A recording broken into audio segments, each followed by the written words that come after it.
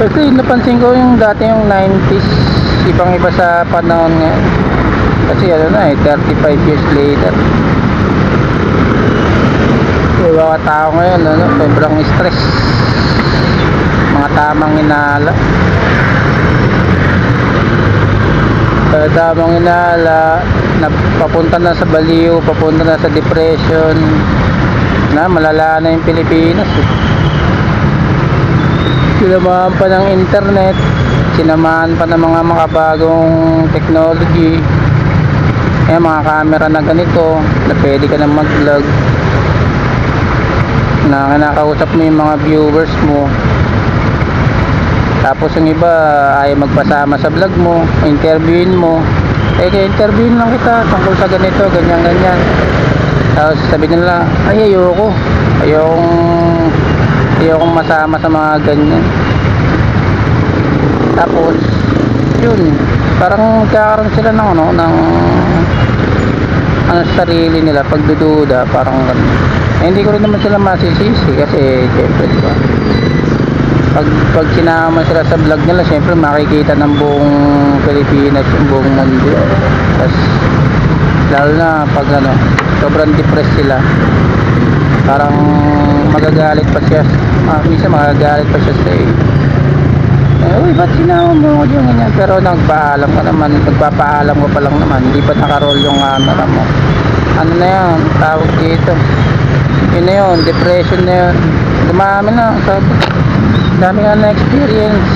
Tapos yung dadaan ka lang, wala ka namang ginagawa, mag-ano na sa'yo na eto si ganyan, wala ka namang ginagawa sa kanila, dadaan ka lang naman. Ayun, malala na yung mga Pilipino ngayon. Sobra na yung nila, stress tsaka depressed nila sarili nila.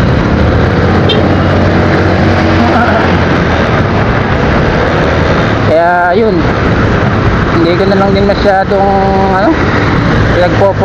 pinagpopokusan ko ngayon yung na lang, yung gawain ko, yung responsibilidad ko na lang, ganun, pangkalahatan na lang bilang ama. Kasi meron akong 3 anak na kailangan gabayan kasi pag di mo ginabayan yung mga anak mo, syempre mapapaano yan, maliligaw ng landas. Tapos pag naligaw ng landas yan, wala na, diba? Parang yun na lang yung natin mga father pag yung mga anak natin naligaw ng landas, parang hindi yun hindi tayo fulfilling kumbaga. Syempre yung anak natin naligaw ng landas, matigas ang ulo, tapos pasaway, tapos sakit sa ulo pa, failure yun.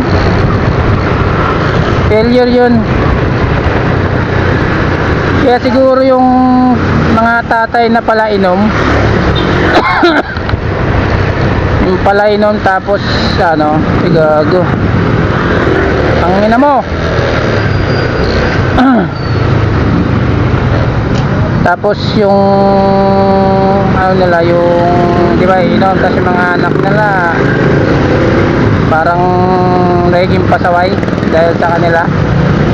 Kasi tayong mga tatay, tayong mga magulang, yung look up ng mga anak natin, kung anong nakikita ng mga anak natin sa atin, yun din yung gusto nilang gayahin. Kasi parang idolo nila tayo parang ganun. Kaya yung mga nakikita ko dyan sa paligid na mga kapitbahay namin, sobrang talamak na sa stress. Yung tipong yung stress nila binabaling nila para asarin ka, parang ganun. Yung pangasar naman hindi naman uubra yun sa akin kasi alam mo yun, sanay akong mag-isa sa buhay. Kumbaga loner ako kung inasar siguro nila yung socialize, yung hindi nabubuhay ng mag-isa, yung gusto yung lagi maraming kaibigan, tas yun yung inasar nila, siguro magtatagumpay pa sila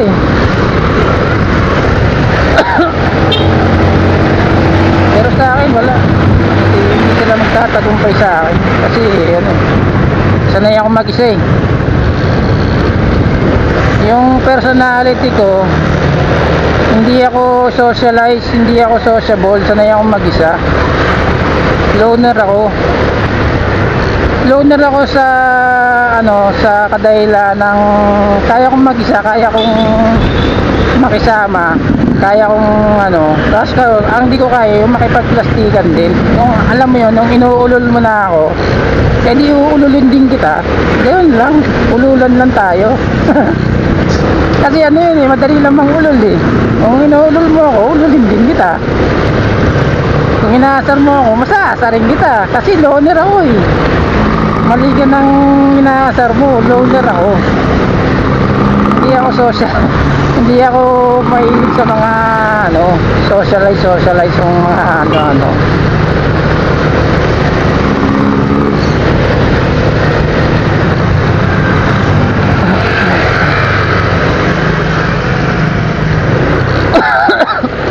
Ito, andito tayo sa ano na, sa mundo ng mga halimaw.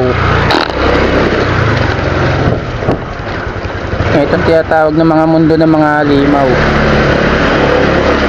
Kung sabi nga ni Eugene eh, may mundo ng mga tao. Ito hindi ito mundo ng mga tao, mundo ng mga halimaw to. Pag may na yung spiritual mo dito, wala.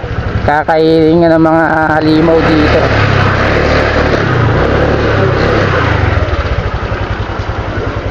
Kaya ang gagawin mo, kailangan pala kasi may spiritual mo dito. Tapos balikan mo lang din sila ng pangasar.